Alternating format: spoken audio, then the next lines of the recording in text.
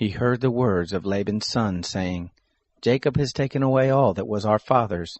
From that which was our father's has he gotten all his wealth. Jacob saw the expression on Laban's face, and behold, it was not toward him as before. The Lord said to Jacob, Return to the land of your fathers and to your relatives, and I will be with you. Jacob sent and called Rachel and Leah to the field to his flock, and said to them, I see the expression on your father's face, that it is not toward me as before, but the God of my father has been with me. You know that I have served your father with all of my strength. Your father has deceived me and changed my wages 10 times, but God didn't allow him to hurt me. If he said this, the speckled will be your wages, then all the flock bore speckled. If he said this, the streaked will be your wages, then all the flock bore streaked. Thus God has taken away the cattle of your father and given them to me. It happened at the time that the flock conceived that I lifted up my eyes and saw in a dream, and behold, the male goats which leaped on the flock were streaked, speckled, and grizzled. The angel of God said to me in the dream, Jacob. And I said, Here I am. He said, Now lift up your eyes, and behold, all the male goats which leap on the flock are streaked, speckled, and grizzled, for I have seen all that Laban does to you.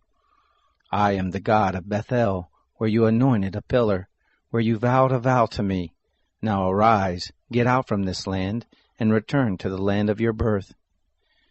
Rachel and Leah answered him, Is there yet any portion or inheritance for us in our father's house? Aren't we accounted by him as foreigners? For he has sold us, and has also quite devoured our money. For all the riches which God has taken away from our father, that is ours and our children's. Now then, whatever God has said to you, do. Then Jacob rose up and set his sons and his wives on the camels, and he carried away all his cattle, and all his substance which he had gathered, the cattle of his getting, which he had gathered in Padan Aram, to go to Isaac his father to the land of Canaan. Now Laban had gone to shear his sheep, and Rachel stole the teraphim that were her father's. Jacob deceived Laban the Syrian, and that he didn't tell him that he was running away. So he fled with all that he had.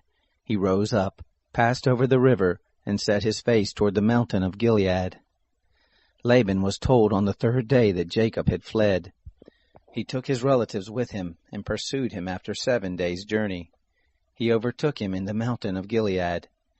God came to Laban the Syrian in a dream of the night, and said to him, Take heed to yourself that you don't speak to Jacob either good or bad. Laban caught up with Jacob. Now Jacob had pitched his tent in the mountain, and Laban with his relatives encamped in the mountain of Gilead. Laban said to Jacob, What have you done that you have deceived me, and carried away my daughters like captives of the sword? Why did you flee secretly and deceive me, and didn't tell me, that I might have sent you away with mirth, and with songs, with tambourine, and with harp, and didn't allow me to kiss my sons and my daughters? Now have you done foolishly. It is in the power of my hand to hurt you, but the God of your father spoke to me last night, saying, Take heed to yourself that you don't speak to Jacob either good or bad. Now you want to be gone, because you longed after your father's house. But why have you stolen my gods? Jacob answered Laban, Because I was afraid, for I said, Lest you should take your daughters from me by force. With whoever you find your gods, he shall not live. Before our relatives, discern what is yours with me, and take it. For Jacob didn't know that Rachel had stolen them. Laban went into Jacob's tent, into Leah's tent, and into the tent of the 2 maidservants, but he didn't find them. He went out of Leah's tent and entered into Rachel's tent. Now Rachel had taken the teraphim, put them in the camel's saddle, and sat on them. Laban felt all about the tent, but didn't find them. She said to her father, Don't let my lord be angry that I can't rise up before you, for the manner of woman is on me. He searched, but didn't find the teraphim.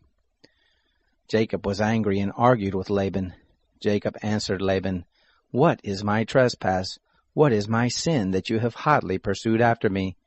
Now that you have felt around in all my stuff, what have you found of all your household stuff? Set it here before my relatives and your relatives, that they may judge between us 2. These 20 years have I been with you. Your ewes and your female goats have not cast their young, and I haven't eaten the rams of your flocks. That which was torn of animals I didn't bring to you. I bore the loss of it. Of my hand you required it, whether stolen by day or stolen by night.